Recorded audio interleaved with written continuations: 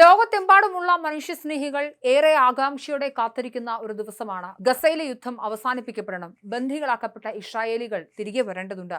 Hamas എന്ന് പറയുന്ന തീവ്രവാദ സംഘടന അത് മുച്ചൂട് മുടിയണം. അതിനൊക്കെ ഉപരിയായി ഗസയിലെ സാധാരണക്കാരായ ജനങ്ങൾക്ക് സമാധാനത്തോടെ ജീവിക്കണം. അതിനുവേണ്ടി ഇറാന്റെ പ്രോക്സി തീവ്രവാദ കൂട്ടങ്ങളായ ഹമാസും ഹെസ്ബുള്ളയും ഹൂത്തികളും ഒക്കെ തീരണം എന്നുള്ളത് ലോകത്തിൽ സമാധാനം ആഗ്രഹിക്കുന്ന മനുഷ്യസ്നേഹികളായിട്ടുള്ള എല്ലാവരുടെയും ആവശ്യമാണ്. എന്നാൽ നമുക്കറിയാവുന്ന കാര്യമാണ്, ഗസ സമാധാന കരാർ അതിന്റെ ഏറ്റവും നിർണായകമായ ദിവസങ്ങളിലൂടെയാണ് കടന്നു പോകുന്നത്. ഡൊണാൾഡ് ട്രംപ് ഈജിപ്തിലേക്ക് എത്തുന്നു. സമാധാന കരാറിൽ ഇസ്രായേലും ഹമാസും ഒപ്പിടേണ്ടതുണ്ട്. ഇസ്രായേലിന്റെ പൂർണ്ണമായ നിരായുധീകരണം, ഹമാസ് പൂർണ്ണമായും ഒഴിവാകേണ്ടുന്ന സാഹചര്യം, അതുപോലെ ഗസ ഭരിക്കാൻ പുതിയ ഭരണസമിതി ഉണ്ടാവേണ്ടതുണ്ട്. ഗസയിൽ നിന്നും ഇസ്രായേലിന്റെ പട്ടാളം പൂർണ്ണമായും ഒഴിവാക്കേണ്ടതുണ്ട്. ഇങ്ങനെ ഒരുപാട് കാര്യങ്ങൾ ഘട്ടം ഘട്ടമായി തീർക്കേണ്ടതുണ്ട്. പക്ഷേ ഈ ഘട്ടത്തിലാണ് ഹമാസ് അതിന്റെ തനി സ്വരൂപം പുറത്തെടുക്കുന്നത്. തങ്ങൾ പൂർണ്ണമായ നിരായുധീകരണത്തിന് സന്നദ്ധമല്ല, ഗസയിൽ നിന്ന് ഒഴിയാൻ തയ്യാറല്ല, തങ്ങൾക്ക് ഗസയുടെ അവകാശികളാണ്, ഗസയിൽ ഞങ്ങൾ ഭരിക്കും, ഹ്യൂമൻ ഷീൽഡുകളായി ഇവിടെയുള്ള ഗസ നിവാസികൾ ഉണ്ടാവട്ടെ എന്നുള്ള ആവശ്യം പറഞ്ഞുകൊണ്ട് ഹമാസ് കരാറിൽ ഒപ്പിടില്ല എന്നുള്ള നിർണായക റിപ്പോർട്ടുകൾ പുറത്തേക്ക് വരുന്നുണ്ട്. കരാറിൽ തീർത്തും അസംബന്ധമായ വ്യവസ്ഥകളുണ്ടെന്നും ഇത് അംഗീകരിക്കാൻ കഴിയില്ലെന്നും ആരോപിച്ചാണ് US പ്രസിഡന്റ് ഡൊണാൾഡ് ട്രംപ് മുന്നോട്ട് വെച്ച ഗസ സമാധാന കരാറിൽ ഹമാസ് ഔദ്യോഗികമായി ഒപ്പിട്ടേക്കില്ല എന്നുള്ള സൂചനകൾ പുറത്തു വരുന്നത്. ഗസ മുനമ്പിൽ നിന്നും ഹമാസ് പിന്മാറണമെന്ന വ്യവസ്ഥ അംഗീകരിക്കാത്ത ഹമാസ് തീവ്രവാദികൾ ഗസയെ വീണ്ടും യുദ്ധത്തിലേക്ക് തള്ളിവിടുമെന്ന് ഏറെക്കുറെ ഉറപ്പാവുകയാണ്. ഹമാസ് അല്ലാത്ത ഫലസ്തീനികളാവട്ടെ അവരുടെ സ്വന്തം മണ്ണിൽ നിന്നും മാറ്റുന്നതിനെ കുറിച്ചുള്ള ചിന്ത പോലും അസംബന്ധമാണെന്നാണ് ഹമാസിന്റെ രാഷ്ട്രീയ നേതാവ് ഹോസം ബ്രാദൻ പറയുന്നത്. അതായത് തീവ്രവാദികൾക്ക് മനംമാറ്റമേ ഇല്ല എന്ന് ചുരുക്കം. ഡൊണാൾഡ് ട്രംപ് ഒരു പുതിയ മിഡിൽ ഈസ്റ്റ് സമാധാന പദ്ധതി അനാച്ഛാദനം ചെയ്യാൻ തയ്യാറെടുക്കവെയാണ് ഹമാസിന്റെ തനി സ്വരൂപം പുറത്തു വരുന്നത്. അട്ടയെ പിടിച്ച് മെത്തയിൽ കിടത്തിയാൽ കിടക്കില്ല എന്ന് നമ്മൾ പറയാറില്ലേ? യഥാർത്ഥത്തിൽ അത് കാണണമെങ്കിൽ നിങ്ങൾ ഗസയിലേക്ക് ഹമാസിനെ ഒന്ന് നോക്കിയാൽ മാത്രം മതിയാകും. സമാധാന കരാറിനെ അംഗീകരിച്ച് മാസങ്ങൾ നീണ്ട പ്രവർത്തനങ്ങൾക്ക് ശേഷം ഇസ്രായേലിന്റെ പ്രതിരോധ സേന IDF ഗസയുടെ വിവിധ ഭാഗങ്ങളിൽ നിന്നും പിൻവാങ്ങാൻ തുടങ്ങിയിട്ടുണ്ട്.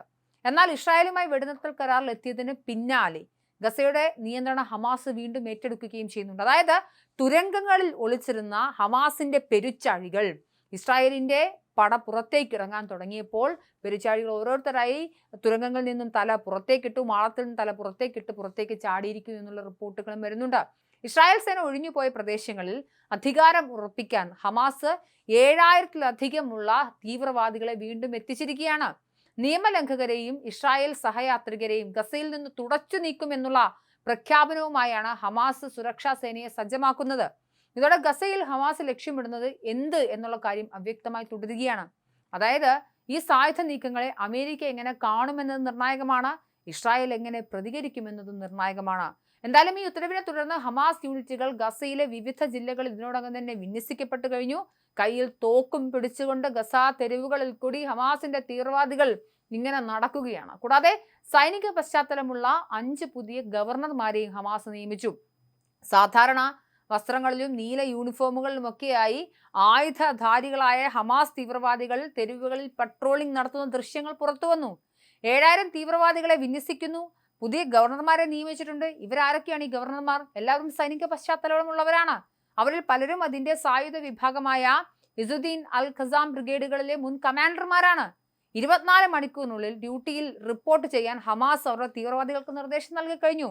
ഫോൺ കോളുകളിലൂടെയും ടെക്സ്റ്റ് സന്ദേശങ്ങളിലൂടെയും മൊബിലൈസേഷൻ ഉത്തരവ് അറിയിച്ചതായാണ് റിപ്പോർട്ടുകൾ വരുന്നത്. അതായത് ഹമാസിന് ഗസ വിട്ടുപോകാൻ സാധിക്കില്ല. ഹമാസിനെ എന്ന് പറഞ്ഞ തീവ്രവാദ സംഘടനയെ സംബന്ധിച്ചിടത്തോളം നാശം, 6-ാം നൂറ്റാണ്ടിന്റെ നാശമാണ് അവർ ആഗ്രഹിക്കുന്നത്. കനത്ത നാശനഷ്ടങ്ങൾ സംഭവിച്ച വടക്കൻ ഗസ മുനമ്പിലേക്ക് 10,000-കണക്കിന് ഫലസ്തീനികൾ കൂട്ടമായി മടങ്ങിയെത്തുന്നുണ്ട്. സമാധാന കരാർ ഒപ്പിടാറായല്ലോ, ഉടൻ തന്നെ ഗസ യുദ്ധം അവസാനിച്ചല്ലോ എന്ന് വിചാരിച്ച്. പക്ഷേ ഈ ഫലസ്തീനികളെ മുൻനിർത്തിക്കൊണ്ട് ഹമാസ് അടുത്ത യുദ്ധത്തിന് തയ്യാറെടുക്കുകയാണ്. ഇവരുടെ ഗതികേടൊന്ന് ആലോചിച്ച് നോക്കി. ഫലസ്തീനികളുടെ ഹമാസ് ആയുധങ്ങൾ ഉപേക്ഷിക്കാൻ തയ്യാറാവാതെ വന്നാൽ ബന്ദി കൈമാറ്റം അടക്കം വൈകും. ധാരണാപ്രകാരമുള്ള ബന്ദികളുടെ കൈമാറ്റം തിങ്കളാഴ്ച ഉണ്ടാകുമെന്നാണ് പ്രതീക്ഷിക്കുന്നത്. ഇത് നടന്നാൽ നടന്നു എന്ന് പറയാം. 48ഓളം ബന്ദികളാണ് ഇനി ഇവരുടെ കയ്യിലുള്ളത്. അതിൽ 20 പേർക്ക് എന്തോ ജീവനുള്ളെന്ന് മനസ്സിലാക്കുന്നു. അതിൽ കുറച്ചാളുകളെ കാണുന്നില്ല എന്നാണ് മനസ്സിലാക്കുന്നത്. ഈ ജീവൻ ഉണ്ടെന്ന് പറയുന്ന ആൾക്ക് ജീവനുണ്ടോ എന്ന് പോലും അറിയില്ല. മാസങ്ങളായി ഇസ്രായേലി ആക്രമണങ്ങളൊക്കെ നടത്തിയിട്ടും ഗസയിലെ ഭരണാധികാരം തങ്ങൾ തന്നെയാണെന്ന് ആവർത്തിക്കുന്ന അഹങ്കാരം പിടിച്ച ഹമാസ് ഇപ്പോഴും ഒപ്പിടാൻ തയ്യാറാവുന്നില്ല. സമാധാനം അവർക്ക് ആവശ്യമേ ഇല്ല. ഒരുപക്ഷെ ഫലസ്തീൻ അതോറിറ്റിയൊക്കെ ഉൾപ്പെടുന്ന യുദ്ധാനന്തരം ഒരു ഭരണ ചട്ടക്കൂട് ഗസ സമാധാന പ്ലാനിലെ പ്രധാനപ്പെട്ട കാര്യമാണ്. അതിനൊന്നും ഇവർ തയ്യാറല്ല. അതായത് ഇവർക്ക് യുദ്ധം തീർക്കാൻ താല്പര്യമില്ല. ഹമാസ് തീവ്രവാദികളാണ്. മധ്യപൂർവ്വദേശത്തെ ഏറ്റവും നീണ്ടു നിൽക്കുന്ന സംഘർഷങ്ങൾ ഒന്നിന്റെ അടുത്ത അധ്യായം ആരംഭിക്കാൻ പോവുകയാണെന്ന് ആണ് മനസ്സിലാക്കേണ്ടത്. തീവ്രവാദികൾ ആരാണെന്നും സമാധാന മതക്കാർക്ക് സമാധാനമേ വേണ്ട എന്നുമാണ് നമ്മൾ ഇതിൽ നിന്നും മനസ്സിലാക്കേണ്ടത്. ഗസയിൽ സമാധാനമില്ല. സാധാരണക്കാരായ ഗസ നിവാസികളെ ഓർത്ത് സങ്കടം മാത്രമാണ് ഇപ്പോൾ പറയാനുള്ളത്. ഒപ്പുവെച്ചാൽ ഒപ്പുവെച്ചു, ബന്ദികളെ കിട്ടിയാൽ ബന്ദികളെ കിട്ടി. അടുത്ത ഗസ യുദ്ധത്തിന്റെ 2.0 ആണോ നടക്കാൻ പോകുന്നതെന്ന് കണ്ടറിയേണ്ടതുണ്ട്.